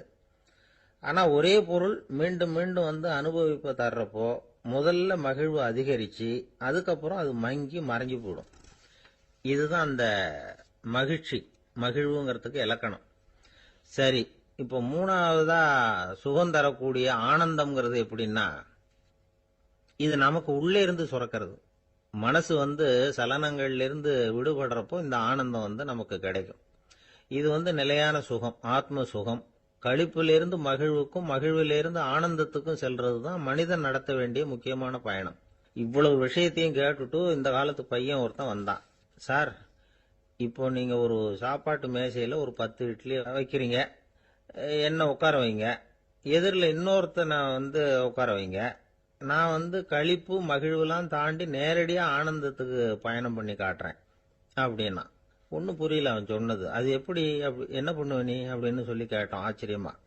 2 இட்லி சாப்பிட்டா தானே சார் களிப்பு, நான் 10 இட்லியும் மொத்தமா சாப்பிட்டுருவேன், அடுத்தவனுக்கு எதுவும் கிடைக்காது, அவனுக்கு கிடைக்காதபடி நாமே சாப்பிட்டுறோம்ல, அதுதானே நமக்கு ஆனந்தம் அப்படின்னு அதுக்கு ஒரு விளக்கம் சொல்றான். காதுங்கிறது எப்பவும் திறந்தே இருக்கக்கூடிய ஒண்ணுதானே. சில பேர் பேசிக்கிட்டே இருப்பாங்க, நாமும் கேட்டுக்கிட்டே தான் இருப்போம். அவர் என்ன சொன்னாரு திருப்பி சொல்லு அப்படின்னு சொன்னா சொல்ல தெரியாது. காது சரியா கேட்டாலும் நாம பேசுறத மற்றவங்க சரியா கேட்கறாங்களா அப்படிங்கிறது சந்தேகம்தான். இந்த சந்தர்ப்பத்தில் ஒரு உண்மையை நாம புரிஞ்சுக்கணும். அதாவது என்னன்னா, கேட்பதுங்கிறது வேற, கவனிக்கிறதுங்கிறது வேற. அதாவது கேட்கறதுன்னா அது ஹியரிங், கவனிக்கிறது அப்படின்னா அது லிசனிங். கேட்கறதுங்கிறது தன்னிச்சையா நடக்கக்கூடிய ஒரு செயல். இப்போ ஒரு சாலையில நடந்து போயிட்டு இருக்கிறோம், எவ்வளவோ சத்தம் நம்ம காதுல விழுந்துகிட்டு இருக்கு. கார் போற சத்தம் கேட்குது, பறவை ஒரு மரத்துல இருந்து கத்துது, அந்த சத்தம் கேட்குது. இப்படி நிறைய காதுல விழுந்துகிட்டு இருக்கு. ஆனா கவனிக்கிறதுங்கிறது எப்படின்னா, நம்ம முழு மனசை செலுத்தி உன்னிப்பா கேட்கறது. எத்தனையோ சத்தத்துக்கு நடுவுல தன்னுடைய குழந்தை அழற சத்தத்தை தாய் தெரிஞ்சுக்க முடியுது இல்லையா, அது மாதிரி. விவரம் தெரிஞ்சவங்க எல்லாம் என்ன சொல்றாங்கன்னா, கவனித்தல் அதாவது லிசனிங் அப்படிங்கிற செயல்ல 3 அம்சங்கள் இருக்கிறதாக சொல்றாங்க. அது என்ன 3 அம்சங்கள் அப்படின்னா, முதல்ல காதால கேட்கறது, இது முதல் அம்சம். ரெண்டாவது என்னன்னா கேட்டதை புரிஞ்சுக்கிறது. மூணாவது என்னன்னா என்ன புரிஞ்சுக்கிட்டோம்ங்கிறத தெரிவிக்கிறது, ஃபீட்பேக் அப்படின்னு சொல்றமே அது. ஒரு ஆசிரியர் வகுப்புல பாடம் நடத்திட்டு இருக்கிறார். வெறுமனே கேட்கிற குழந்தை ஒரு காதால வாங்கி இன்னொரு காதால விட்டுடும். அதாவது கேட்கிற குழந்தை அப்படி செய்யும். ஆனா கவனிக்கிற குழந்தை கேட்டதை புரிஞ்சுக்கும். என்ன புரிஞ்சுக்கிட்டேன்னு கேட்டா பதில் சொல்லும். இதுதான் கேட்கறதுக்கும் கவனிக்கிறதுக்கும் உள்ள வித்தியாசம். ஒரு புள்ளி விவர கணக்கு என்ன சொல்லுது தெரியுமா? ஒரு மனிதன் எழுதுறது மூலமா 6% அறிவை பெருக்கிக்கிறானா, எழுதுறது மூலமா. படிக்கிறது மூலமா 19% அறிவை பெருக்கிக்கிறானா. பேசுறது மூலமா 30% அறிவை பெருக்கிக் கொள்ளுகிறான் அப்படின்னு சொல்றாங்க. ஆனா பாருங்க, கவனிக்கிறது மூலமா 45% அறிவை பெருக்கிக் கொள்ளுகிறான் அப்படிங்கிறது புள்ளி விவரம். அதனால கற்றலின் கேட்டல் நன்று அப்படின்னு சொல்றாங்க இல்லையா, அது இதுதான். அதனால கவனிக்கிறது மூலமா அதிக அறிவை நாம பெருக்கிக் கொள்ள முடியும். கேள்வி ஞானம் தான் ரொம்ப சிறந்தது அப்படிங்கிறார் வள்ளுவர். அதாவது கவனிச்சு கேட்கணும், அதுதான் முக்கியம். மற்றவங்க சொல்றத நல்லா கவனிக்க முடியாதபடிக்கு நாமே சில தடைகளை ஏற்படுத்திக்கிறோம், அல்லது நம்ம அறியாமலே அப்படி ஒரு தடை உண்டாயிடுது. அந்த தடைகளை தாண்டணும் அல்லது தகர்த்து எறியணும் அப்படிங்கிறது பெரியவர்கள் சொல்லுகிற யோசனை.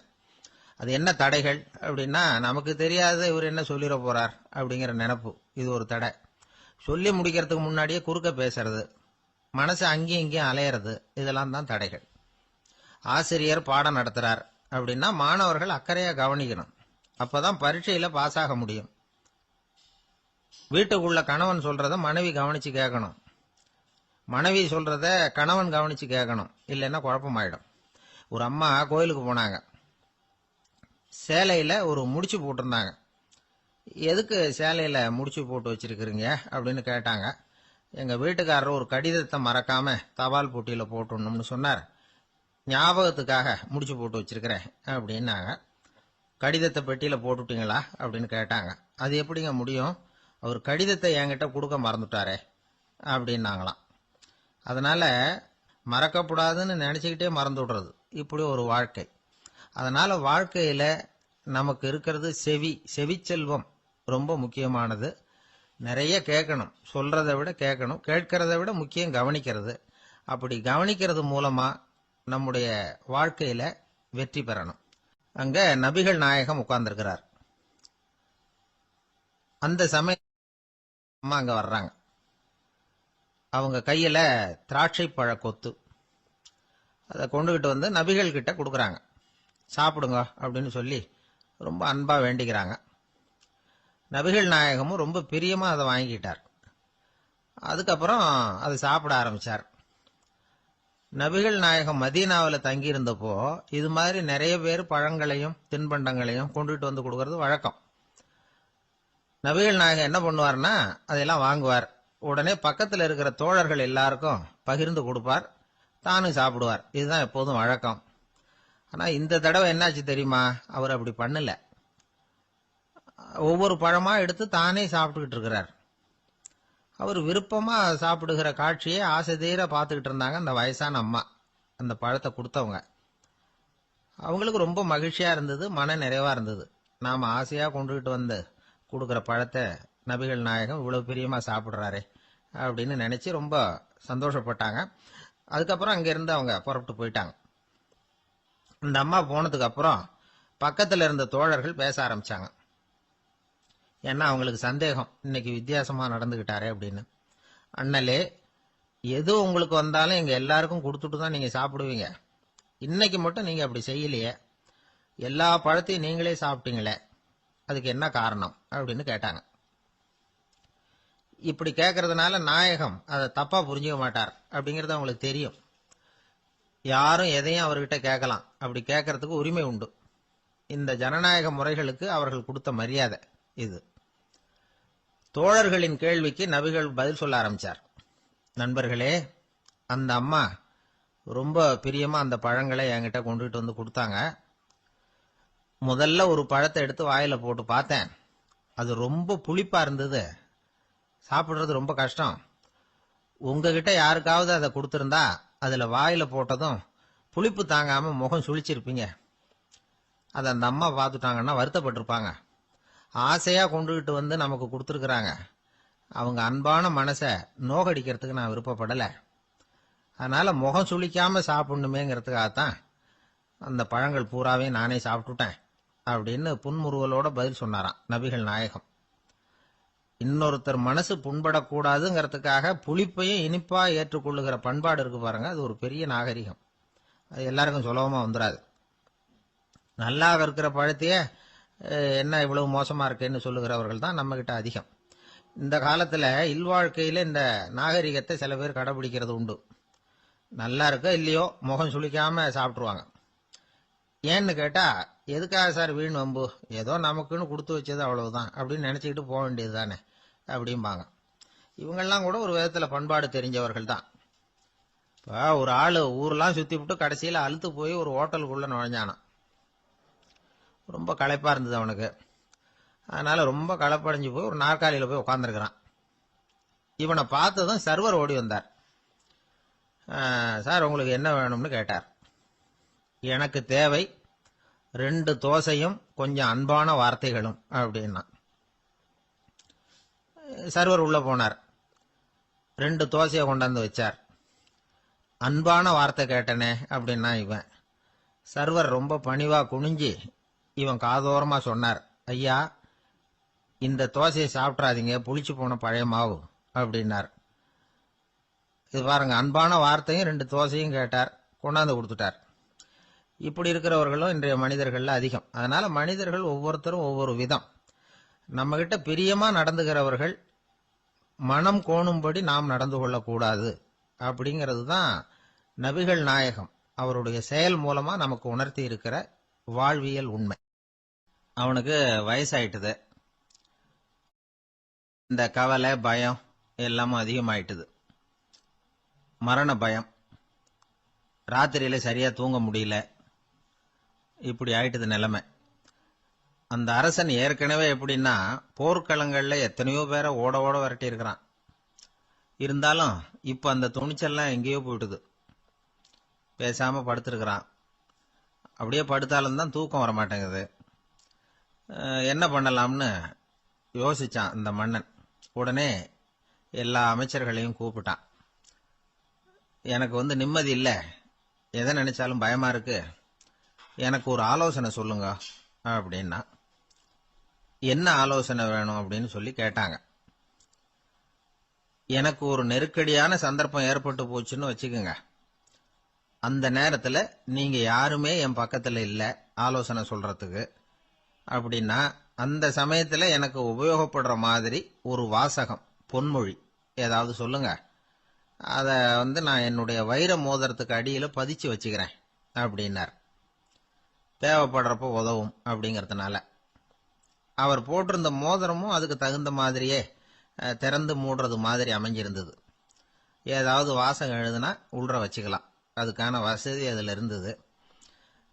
அமைச்சர்கள்லாம் யோசனை பண்ணாங்க, இது மாதிரி ராஜா கேட்கிறாரே, என்ன வாசகம், அதாவது பொன்மொழி சொல்லலாம் அப்படின்னு எல்லாரும் யோசனை பண்ணாங்க. ஒருத்தருக்குமே சரியா தோணல, ஒரே குழப்பமா இருந்தது. ஏன்னா நெருக்கடியான சமயத்துல உபயோகப்படுறது மாதிரி ஒரு பொன்மொழி வேணும்னு சொல்லியிருக்கிறார். அப்படி இப்படி யோசிச்சு பார்த்தா ஒண்ணுமே தோணல. எல்லாரும் குழம்பிக்கிட்டு இருந்த நேரத்துல ஒரு பெரியவர் அந்த பக்கமா வந்தார். அவர் சொன்னார், நான் வேணும்னா அதுக்கு பொருத்தமா ஒரு வாக்கியம் சொல்றேன், ஆனா ஒரு நிபந்தனை. அதை யாரும் ரொம்ப ஆர்வம் காரணமா அவசரப்பட்டு படிச்சிடக்கூடாது. அதை ரகசியமா அந்த மோதிரத்துக்குள்ள எழுதி வச்சுக்கணும். எப்பவாவது இக்கட்ல மாட்டிக்கிற சமயத்துல மட்டும் வேற வழியே இல்லை அப்படிங்கிற நிலைமையில மட்டும்தான் அதை திறந்து பார்க்கணும். அப்படி நீங்க இருக்கிறதா இருந்தா நான் அதை சொல்றேன் அப்படின்னாரு அந்த பெரியவர். சரின்னு ஒத்துக்கிட்டாங்க எல்லாரும். அதே மாதிரி அவர் ஒரு வாக்கியத்தை சொன்னார். அவர் சொன்ன வாக்கியத்தை ரகசியமா மோதிரத்துக்குள்ள பதிச்சு மூடியாச்சு. ராஜா அதை விரல்ல மாட்டிக்கிட்டார். கொஞ்ச நாள் ஆச்சு. அந்த ராஜாவுக்கு ஒரு சோதனை வந்தது. என்ன சோதனைன்னா, அடுத்த நாட்டு மன்னன் படையெடுத்துக்கிட்டு வந்துட்டான். அவன் இவர்கிட்ட ஏற்கனவே தோத்து போனவன். ஒரு வெறியில வந்திருக்கிறான். தோற்று போனவன் மறுபடியும் சண்டைக்கு வந்தா எப்படி வருவானோ அப்படி வர்றான். ஒரு வெறியில வந்தான், ஜெயிச்சுட்டான். என்னாச்சு இவரோட நிலைமைன்னா, நாட்டை இழந்துட்டார், எல்லாத்தையும் இழந்துட்டார். கடைசியா ஒரு அடிபட்ட குதிரையில ஏறி தப்பிச்சு போயிட்டார், வேற வழி இல்லைன்னு. பின்னாடி துரத்திக்கிட்டு வராங்க. இவர் ஒரு மலை உச்சிக்கு போயிட்டார். அதுக்கும் அப்பால போக முடியாது. ஏன்னா அந்த பக்கம் பயங்கர பள்ளம். உல்லாச பயணிகள் கண்டு கழிக்கிற இடம் அது. ஆனா இவருக்கு அது சாவு பயணத்தின் வாசல், திரும்பவும் முடியாது. அவ்வளவு குறுகிய பாதை அது, வேற வழியே இல்லை. இந்த நேரம் சூரிய ஒளி மோதிரத்துல பட்டு மின்னிச்சு. உடனே இவருக்கு ஞாபகம் வந்தது. மோதிரத்தை திறந்து படிக்கிறார். அதுல இருந்த வாசகம், இந்த நிலையும் மாறிவிடும், this too will pass away. அவருக்கு ஒரு தைரியம் வந்தது. பின்னாடி வந்தவங்களும் தேசம் மாறி வேற எங்கேயோ தேடி போயிட்டாங்க. அவங்க விரட்டிக்கிட்டு வரலன்னா இவ்வளவு அழகான ஒரு இடம் இருக்கிறதே எனக்கு தெரியாம போயிருக்குமேன்னு நினைச்சார். இவ்வளவு அழகை ரசிக்கிறதுக்காக ஒரு நாட்டையே கூட இழக்கலாம்னு தோணுச்சு அவருக்கு. அமைதியா அந்த அழகை ரசிச்சார். எதிரிகள்லாம் எங்கேயோ போயிட்டாங்க. மன்னர் நாடு திரும்பினார். மறுபடியும் படைகளை திரட்டினார். கொஞ்ச நாள்ல படை எடுத்துக்கிட்டு போனார். யாருகிட்ட தோத்து போனாரோ அவரையே வெற்றி கண்டு திரும்பி வர்றார். வரவேற்பு விழா பிரமாவப்படுது. ஆடல் பாடல் கோலாகலம். இதை பார்த்தது அந்த ராஜாவுக்கு தலகால புரியல. நம்மளை இனிமே யாராலையும் ஜெயிக்க முடியாதுன்னு நினைச்சார். அகம்பாவம் லேசா எட்டி பார்த்தது. இப்ப மறுபடியும் சூரிய ஒளிப்பட்டு மோதிரம் மின்னிச்சு. அதை திறந்து மறுபடியும் படிக்கிறார். இந்த நிலைமையும் மாறிவிடும், this too will pass away. அவ்வளவுதான். அவர் மனசு அடங்க ஆரம்பிச்சுட்டுது. ஆணவம் போயிட்டுது. இதுல இருந்து நாம தெரிஞ்சுக்க வேண்டியது என்னன்னா, எந்த சூழ்நிலையிலையும் நாம கவலைப்பட வேண்டியதில்லை. ஏன்னா இங்க எதுவுமே நிரந்தரம் இல்லை. அந்த ராஜா மாதிரியே நம்ம ஆளு ஒருத்தன் ஒரு மோதிரம் போட்டிருந்தான். அதுக்குள்ள அவன் எழுதி வச்சிருந்த வாசகம், எதுக்கும் கவலைப்படாதே அப்படிங்கிறது தான். ஒரு நாள் பயங்கரமான கவலையோட உட்காந்துருந்தான். பக்கத்துல இருந்தவங்க சொன்னாங்க, இது மாதிரி சந்தர்ப்பத்துல தான் நீ உன் மோதிரத்தை திறந்து பார்க்கணும்னாங்க. இவனுக்கு கவலையோட எரிச்சலும் சேர்ந்துக்கிட்டது. அது எப்படி முடியும், இப்ப திருட்டு போனது என்னோட அந்த மோதிரம் தானே அப்படின்னு சொல்லிவிட்டு தலையில கை வச்சுட்டு உட்காந்துட்டான். இப்படிலாம் சொல்றது உண்டு. இருந்தாலும் நாம எந்த சூழ்நிலையிலையும் கவலைப்பட வேண்டியதில்லை அப்படிங்கிற உண்மையை புரிஞ்சுக்கணும். அப்படி கவலைய வெல்றதுக்கான வழி தெரிஞ்சுட்டதுன்னா வாழ்க்கையில வெற்றி நிச்சயம். ஒருத்தர் வேகமா நடந்து போறார். கடத்தெருவுல ஒரு ஸ்வீட்டு கடையை பாக்குறார். உடனே சடன் பிரேக் போட்டது மாதிரி நிக்கிறார். ஒரு ஸ்வீட் வாங்கி சாப்பிடலாமேன்னு மனசு சொல்லுது. டாக்டர் வேணாம்னு சொல்லியிருக்கிறார், உடம்புக்கு ஒத்துக்காது, அதனால அது வேணாம்னு சொல்லுது அறிவு. இவர் மனசு சொல்றத கேட்கல, அறிவு சொல்றபடி கேட்கிறார். அதனால மறுபடியும் வேகமா அங்கிருந்து நடந்து போயிடுறார். அவர் நல்ல மனுஷன். மனுஷனுக்கு அறிவும் இருக்குது, உணர்ச்சியும் இருக்குது. எதுக்கு எடுத்தாலும் உணர்ச்சி வசப்பட்டுக்கிட்டு இருக்கக்கூடாது. அறிவு வசத்துல நாம இருக்கணும். அப்பதான் நாம நல்லபடியா வாழ முடியும். இல்லைன்னா அவஸ்தை தான். மகாபாரதத்துல சந்தனுன்னு சொல்லி ஒரு அரசன் வர்றான். அவன் ஒரு சமயம் அறிவு வசப்படாம உணர்ச்சி வசப்படுறான். அதாவது ஒரு நாள் கங்கை கரையில ஒரு அழகான பொண்ணை பாக்குறான். இவனுடைய மனசு அவகிட்ட போயிடுது. அவளை கல்யாணம் பண்ணிக்கிறதுக்கு ஆசைப்படுறான். அந்த பொண்ணு சரின்னு சம்மதிக்கிறா. ஆனா ஒரு நிபந்தனை போடுறா. அந்த நிபந்தனைக்கு சம்மதம்னு சொன்னாதான் உன்னை கல்யாணம் பண்ணிக்குவேன்னு சொல்றா. சரி, அவ போட்ட நிபந்தனை என்ன தெரியுமா? இது மாதிரி, நான் உங்க மனசு புண்படுற மாதிரி எந்த காரியம் பண்ணாலும் நீங்க என்ன ஏன்னு கேட்கக்கூடாது. நான் செய்யற காரியத்தை தடுக்கவும் கூடாது. அப்படி நீங்க செஞ்சா அடுத்த கணமே நான் உங்களை பிரிஞ்சு போயிடுவேன். இதுதான் அந்த பொண்ணு போட்ட நிபந்தனை. சந்தன அரசன் இந்த நிபந்தனையை ஒத்துக்கலாமா? இதை அறிவுபூர்வமா யோசிச்சிருந்தா இதுக்கு கட்டுப்பட்டுருக்க மாட்டான். இந்த நிபந்தனைக்கு நான் சம்மதிக்க மாட்டேன்னு தான் சொல்லியிருக்கணும். ஆனா அவன் அந்த நேரத்துல உணர்ச்சி வசத்துல இருந்தான். அதனால நீ என்ன சொன்னாலும் சரின்னு ஒத்துக்கிட்டான். அவன் கல்யாணம் பண்ணிக்கிட்டான். இதனால என்ன ஆச்சு? 7 பச்சை இளம் குழந்தைகளை பிறந்த உடனே அவ கங்கையில தூக்கி எறிஞ்சு கொல்லக்கூடிய கோர காட்சிய இவன் ஒண்ணு பின்னாடி ஒன்னா பார்க்க வேண்டியதா போச்சு.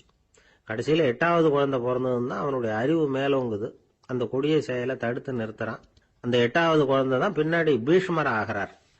ஒரு பக்தி பிரசங்கத்துல ஒரு பேச்சாளர் இந்த விஷயத்தை சொல்லிவிட்டு இன்னொரு விஷயமும் சொன்னார். அது என்னன்னா, சந்தனு மன்னன் அறிவுக்கும் உணர்ச்சிக்கும் நடுவில் அகப்பட்டு தவிச்சதுனால அவன் வம்சத்துல வந்த கௌரவர்கள் உணர்ச்சி வசப்பட்டாங்க, பாண்டவர்கள் அறிவு வசப்பட்டாங்க அப்படின்னு சொன்னார்.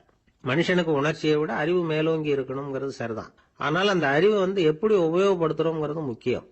ஒருத்தர் சொன்னார், சார் இன்னைக்கு கோயம்புத்தூர்ல ஒரு கல்யாணம், அதுக்கு நான் போக முடியலேன்னு நினைக்கும் பொழுது மனசுக்கு ரொம்ப வருத்தமா இருக்குது சார் அப்படின்னார். ரொம்ப உணர்ச்சி வசப்பட்டார். அதுக்காக கவலைப்படாதீங்க சார், ஒரு வாழ்த்து தந்தி கொடுத்துருங்களேன் அப்படின்னார் இன்னொருத்தர். அது எப்படி சார் முடியும்னார் அவரு.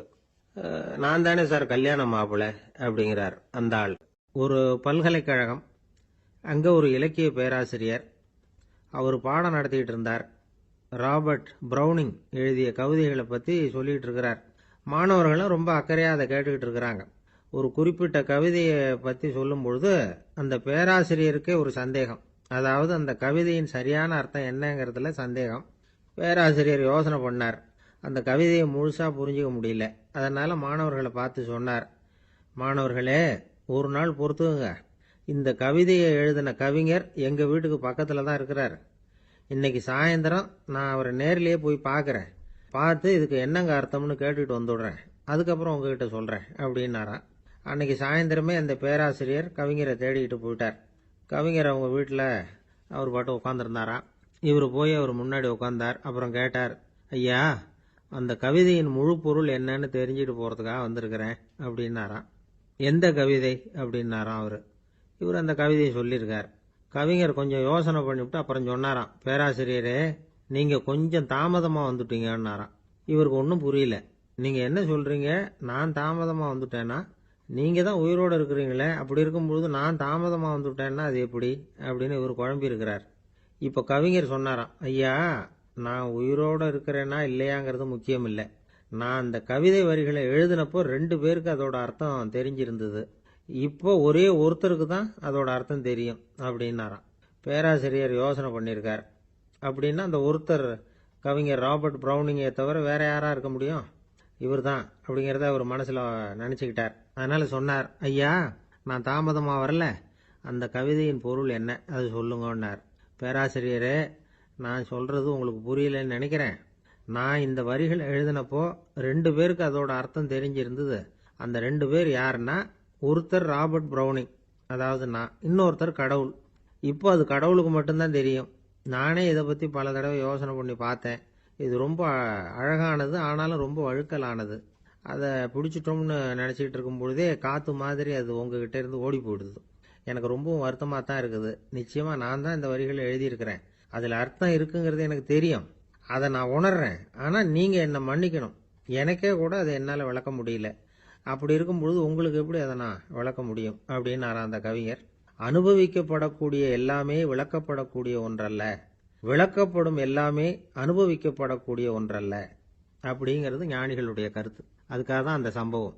வாழ்க்கையில் நீங்கள் தொடர்ந்து ஆய்வு செய்து கொண்டே இருக்கக்கூடிய விளக்கங்களை ஒருபோதும் அடைய முடியாத பரிமாணங்கள் இருக்கிறதுனால தான் அது அலுப்பு தட்டாமல் இருக்குது. உங்களால் நிறைய அனுபவிக்க முடியும், இருந்தாலும் நீங்கள் அனுபவித்து அறிந்த விஷயங்கள் கூட வார்த்தைகளால் விளக்கப்பட முடிவதில்லை அப்படிங்கிறது பெரியோர் சிந்தனை. இதெல்லாம் ஒரு பக்கம் இருக்கட்டும். நமக்கு தெரிஞ்ச பேராசிரியர் ஒருத்தர் 1 மணி நேரம் ரொம்ப விவரமா வகுப்பு எடுத்தார். கடைசியா சொன்னார், மாணவர்களே ரொம்பவும் எளிமையா விளக்கமா எல்லா விவரமும் சொல்லியிருக்கிறேன், அதனால இதுல உங்களுக்கு சந்தேகம் வர்றதுக்கு வாய்ப்பே இல்லை. இருந்தாலும் கேட்க வேண்டிய கடமை கேட்கிறேன். இதுவரைக்கும் நடத்தினதுல யாருக்காவது ஏதாவது சந்தேகம் உண்டா அப்படின்னு கேட்டாராம். எனக்கு ஒரே ஒரு சந்தேகம் தான் சார் அப்படின்னு எழுந்திரிச்சு நிக்கிறான் ஒருத்தன். என்னன்னு கேட்டாராம். இதுவரைக்கும் நீங்க என்ன பாடம் சார் நடத்துனீங்க அப்படின்னானா அவன். அம்மாக்காரங்களுக்கு அடிக்கடி ஏற்படுற கவலை ஒன்று உண்டு. அதாவது குழந்தை சரியா சாப்பிட மாட்டேங்குதே அப்படிங்கிற கவலை. இவங்கெல்லாம் ஒரு விஷயத்த நல்லா புரிஞ்சுக்கணும். குழந்தைகள்ங்கிறவங்க பெரியவங்க மாதிரி இல்லை. அவங்க கடிகாரத்தில் மணியை பார்த்துட்டு சாப்பிட்றதுக்கு உட்கார்ற ரகம் கிடையாது. பசிச்சா சாப்பிடுவாங்க, இல்லைன்னா விளையாடுவாங்க அல்லது தூங்குவாங்க. அது புரியாம அவங்கள கட்டாயப்படுத்தி அல்லது மிரட்டி சாப்பிட வைக்கிறது ரொம்ப தப்பு. ஒரு 8 மாச குழந்தைக்கு 3 மணி நேரத்துக்கு ஒரு தடவை பசிக்கும். அந்த நேரம் பார்த்து சாப்பாடு கொடுத்தா அடம் பண்ணாம அது பாட்டுக்கு சாப்பிட்ரும். அதே குழந்தைக்கு 1 வயசு ஆகிறப்போ 4 மணி நேரத்துக்கு ஒரு தடவை பசிக்கும். இந்த வயசுல இயற்கையாகவே பசி குறைஞ்சிருக்கும். அது புரியாம என் குழந்தை முன்னாடி மாதிரி இப்போ சரியாக சாப்பிட மாட்டேங்கிறான் அப்படின்னு சில பேர் டாக்டர்கிட்ட போய் சொல்லிக்கிட்டு இருப்பாங்க. இன்னொரு விஷயம், ஒரு குழந்தைக்கு வயசு அதிகமாகிற வேகத்துக்கு உடம்பு எடையும் அதிகமாகிக்கிட்டே போகாது. உடம்பு எடை அதிகமாகிற வேகம் குறைஞ்சிக்கிட்டே வரும். 6 மாச குழந்தைக்கு ஒரு வாரத்தில் 150 கிராம் எடை கூடும். ஒரு வயசுல வாரத்துக்கு 71 கிராம் எடை கூடும். இது புரியாம அதிகமாக சாப்பாட்டை கொடுத்து குழந்தைய கஷ்டப்படுத்தக்கூடாது. ஏன்னா அளவுக்கு மீறின உணவு அஜீரணத்தை உண்டு பண்ணிவிடும்.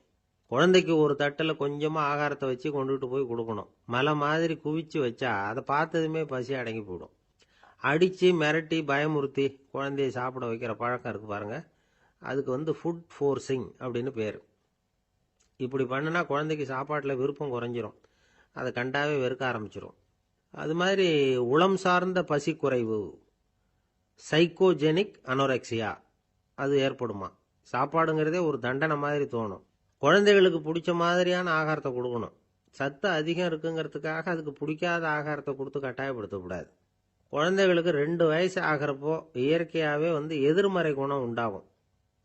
அதாவது அந்த எதிர்மறையாக பேசுறது. இது மாதிரி சமயங்களில் நாம் என்ன சொல்கிறோமோ அதுக்கு நேர்மாறாக நடந்துக்கும். ஏட்டிக்கு போட்டி. சாப்பிட சொன்னால் விளையாட போவோம், விளையாட சொன்னால் சாப்பாடு கேட்கும். இதை புரிஞ்சுக்கிட்டு நடந்துக்கணும். குழந்தை சொன்ன பேச்சை கேட்கலேன்னு கோவப்படக்கூடாது. குழந்தை வளர வளர பிடிவாத குணம் வர்றது சகஜம். கேட்டதை வாங்கி கொடுத்தாதான் சாப்பிடுவேன் அப்படின்னு பிடிவாதம் பண்ணும். வாங்கி கொடுத்துடுறது தான் உத்தமம். நீங்களும் அதுகிட்ட பிடிவாதம் பண்ணிட்டு இருக்கக்கூடாது. ஏன்னா கேட்டது கிடைக்கலையேங்கிற ஏமாற்றம் கூட குழந்தையோட பசியை குறைச்சிரும்.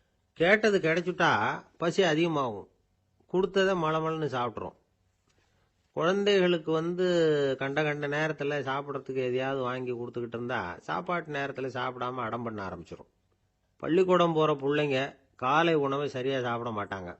அச்சம், அவசரம், பரபரப்பு இதெல்லாம் தான் காரணம். பள்ளிக்கு புறப்படுறதுக்கு ஒரு 3/4 மணி நேரத்துக்கு முன்னாடியே சாப்பாடு போட்டுருங்க, அது சரியாக போடும். படிக்கிற குழந்தைகள் உடல் சோர்வு, மனச்சோர்வு இது காரணமாக கூட சாப்பிட மறுக்கிறது உண்டு. இப்போ உதாரணமாக சாயந்தரம் விளையாடி விட்டு வீட்டுக்கு வந்ததும் சாப்பிட சொன்னால் வேணாம்பாங்க. இது உடல் சோர்வு. ரொம்ப நேரம் வீட்டு பாடங்களை செஞ்சு முடித்த கையோடு சாப்பிட சொன்னாலும் அவங்களால சரியாக சாப்பிட முடியாது. இது உளச்சோர்வு, அதாவது மனச்சோர்வு. இதை தவிர குழந்தைகளுக்கு உடல்நல குறைவு ஏற்பட்டால் கூட சாப்பிட மறுக்கிறது உண்டு. சில மருந்து மாத்திரைகள் கூட பசியை குறைச்சிரும். அதனால் சரியாக தெரிஞ்சுக்கிட்டு குழந்தைகளை சாப்பிட வைக்கணும். அது புரியாமல் கையில் சாப்பாட்டு தட்டை வச்சுக்கிட்டு குழந்தைகளை விரட்டிக்கிட்டு அலையக்கூடாது. ஒரு சின்ன பையன் சொன்னான், எங்கள் அம்மா சாப்பாடு போடுறது தெரிஞ்சால் நான் உடனே வீட்டை விட்டு வெளியில் ஓடி போடுவேன் அப்படின்னா. ஏன் அப்படி பண்ணுறேன்னு கேட்டோம். எங்கள் அப்பா கூட அது மாதிரி தான் சார் பண்ணுவார் அப்படிங்கிறான். பந்திக்கு முந்தர ஆசாமிகள் நம்மளில் பல பேர் உண்டு. அப்படி முந்தறதுக்கு கூட முயற்சி பண்ணுறவங்க நிறைய பேர் இருக்கிறாங்க. இதில் என்ன ஒரு விஷயம்னா, பந்திக்கு முந்தறது கூட தப்பு இல்லை. ஆனால் அப்படி ஒரு விருந்தில் ஆளாக போய் உட்காந்து சாப்பிட்டா கூட வெளியில் வர்றப்ப என்ன பெரிய விருந்து வச்சுட்டான், சாம்பாரில் உப்பு இல்லை, ரசத்தில் காரம் இல்லை அப்படின்னு குறை சொல்லிகிட்டே வர்றது இருக்கு பாருங்க, அது சரியில்லை, நாகரிகமும் இல்லை. கல்யாண பத்திரிகையில் என்ன போட்டிருக்குது, என் பொண்ணுக்கும் இன்னார் பையனுக்கும் கல்யாணம், எல்லாரும் குடும்பத்தோடு வந்திருந்து மணமக்களை ஆசீர்வதிக்கணும், இப்படி தானே போட்டிருக்கோம். குடும்பத்தோடு விருந்து சாப்பிட்டு சாப்பாடு எப்படி இருக்குன்னு அபிப்பிராயம் சொல்லிவிட்டு போங்க அப்படின்னா போட்டிருக்கு கல்யாண பத்திரிகையில். ஒருத்தர் வீட்டு விசேஷத்துக்கு போயிருக்கோம்னா எவ்வளவோ அசௌகரியங்கள் நமக்கு ஏற்படலாம். ஏராளமான கூட்டம் வந்திருக்கும். எல்லாரையும் அவங்க தனித்தனியாக கவனிச்சிக்கிட்டு இருக்க முடியாது. நாம தான் அனுசரித்து நடந்துக்கணும். நாமளாக போய் வாழ்த்த வேண்டியவங்களை வாழ்த்தி விட்டு சேரணும். அதை விட்டுட்டு பத்திரிக்கை கொடுத்தானேன்னு போனேன், கவனிப்பே சரியில்லை அப்படின்னு புலம்பிக்கிட்டு இருக்கக்கூடாது. ஒரு விருந்துக்கு போனால் அங்கே எப்படி நடந்துக்கணும் அப்படிங்கிறத பற்றி கூட அனுபவசாலிகள் சில விவரங்கள்லாம் சொல்லியிருக்கிறாங்க. இந்த காலத்தில் கல்யாணம், பிறந்த நாள், அது இதுன்னு நிறைய விருந்துகள் நடக்குது. அதெல்லாம் எதுக்காக? மனித உறவுகளை வளர்த்துக்கிறதுக்காக தான், வேற எதுக்கு? ஒரு விருந்துக்கு போனால் அமைதியாக பொறுமையாக போய் உட்காரணும். அடித்து பிடிச்சிக்கிட்டு இடத்த பிடிக்க போகிறேன் அப்படின்னு நிற்கக்கூடாது. முதல் பந்தி நடந்துக்கிட்டு இருந்தால் அது முடிஞ்சு இலை எடுத்து சுத்தம் பண்ணதுக்கு அப்புறம் போய் உட்கார்றது தான் நாகரீகம். இலை எடுக்கிறதுக்கு முன்னாடியே அங்கே போய் உட்காந்தா நல்லா இருக்காது. நீங்கள் சாப்பிட்டுட்டு உட்காந்துருக்கீங்களா, சாப்பிட்றதுக்கு உட்காந்துருக்கீங்களா பார்க்குறவங்களுக்கு சந்தேகம் வந்துடும். அதே மாதிரி இலையில எல்லா ஐட்டமும் பரிமாறினதுக்கு அப்புறம் சாப்பிட ஆரம்பிக்கணும். ஒவ்வொரு ஐட்டமா வைக்க வைக்க நாம பாட்டுக்கு எடுத்து உள்ள தள்ளிட்டே இருந்தோம்னா எதை வச்சோம் எதை வைக்கலன்னு பரிமாறினவரே குழம்பி போயிடுவார். ஏன்னா எப்போ பார்த்தாலும் இலை காலியாகவே இருக்கும். சாப்பிட்றப்போ உங்க சாப்பாட்டையே நீங்க கவனிக்கணும். அடுத்தவங்க இலையில என்ன இருக்கு, பக்கத்தில் இருக்கிறவர் எதை அதிகமாக சாப்பிட்றார், இதெல்லாம் நமக்கு என்னத்துக்கு? எல்லாரும் சாப்பிட்டு முடிக்கிற வரைக்கும் பொறுமையா இருக்கிறது தான் நல்லது. நீங்க மட்டும் திடீர்னு பாதியில் எழுந்திருச்சு பக்கத்தில் இருக்கிறவங்களுக்கு சங்கடமா இருக்குமேங்கிறதெல்லாம் யோசிக்காம நீங்க பாட்டு எழுந்திரிச்சு போகக்கூடாது. பக்கத்தில் உள்ளவங்க உங்களை எழுந்திருக்க சொன்னா எழுந்திரிச்சு போகலாம். விருந்துகளில் சாப்பாட்டை வீணாக்கிறதே ஒரு நாகரிகமாக போட்டுது இந்த காலத்தில். சாப்பாட்டுக்கே கஷ்டப்பட்டுக்கிட்டு பல பேர் இந்த உலகத்தில் இருக்கிறப்போ சாப்பாட்டை வீணாக்கிறது எவ்வளவு பெரிய மோசங்கிறத நினச்சி பார்க்கணும். வேணுங்கிற அளவுக்கு கேட்டு வாங்கி சாப்பிட்றது தான் முறை. விருந்தில் இந்த பஃபே அப்படின்னு சொல்லி ஒரு முறை சொல்கிறாங்கல்ல, அதாவது உணவு வகைகளையெல்லாம் பொதுவாக ஒரு இடத்துல வச்சுடுறது, நமக்கு தேவையானதை நாமே எடுத்து ஒரு தட்டில் போட்டுக்கிட்டு சாப்பிட வேண்டியது. இதில் கூட சில பேர் தேவைக்கு அதிகமாக எடுத்து போட்டுக்கிட்டு வீணாக்குறாங்க. சில சமயம் கடைசியாக சாப்பிட போகிறவங்களுக்கு எல்லா ஐட்டமும் கிடைக்காம போகலாம். அதை போய் பெருசு பண்ணிகிட்டு இருக்கக்கூடாது. என்ன சார் இந்த அளவுக்கு கூடவா நாகரிகம் தெரியாமல் இருக்கிறோம், இதை போய் பெருசாக சொல்ல வந்துட்டீங்களே அப்படின்னு நினைக்கலாம். ஒருத்தர் 2 பேருக்கு இந்த விவரம் தேவைப்படலாம். அவங்க காதலையும் இது விழட்டுமேங்கிறதுக்காக தான் இது. ஒரு பெரிய கல்யாண விருந்து நடந்துகிட்டு இருந்தது.